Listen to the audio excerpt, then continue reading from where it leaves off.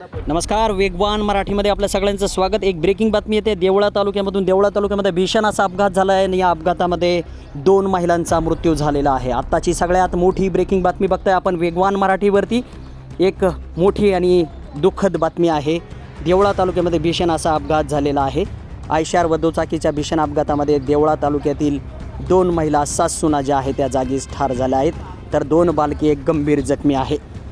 देवळा कळवण रस्त्यावर भौर फाट्यानजीक 3 डिसेंबर रोजी सायंकाळी 6:30 वाजेच्या दरम्यान आयशार ट्रक व स्कूटी यांच्यात झालेल्या भीषण अपघातामध्ये वरवंडी येथील सासू व सुनेचा जागीच मृत्यू झाला आहे, तर 2 मुलं जे आहेत ते गंभीर जखमी आहेत। पोलीस सूत्रांकडून मिळालेल्या माहितीनुसार बुधवार दिनांक 3 डिसेंबर सायंकाळी 6:30 वाजेच्या सुमारास वरवंडी येथील माजी उपसरपंच अनिता विलास शिंदे वय 50 वर्ष व चेतना अविनाश शिंदे वय वर्ष 28 या दोन्ही सासूना 2 लहान मुलांसह मटाणे शिवारातील शेतातून घराकडे स्कूटीने जात असताना कळवणहून देवळ्याच्या दिशेने भरधाव वेगाने येत असलेल्या आयशार वाहनाच्या मागील चाकात सापडल्याने या दोघींचा जागीच मृत्यू झाला आहे।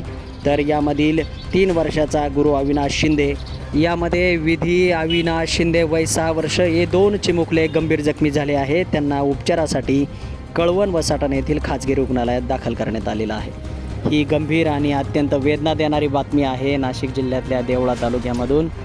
नाशिक जिल्ह्यातल्या आणि महत्त्वाच्या ब्रेकिंग अपडेटसाठी वेगवान मराठीला सबस्क्राईब करा।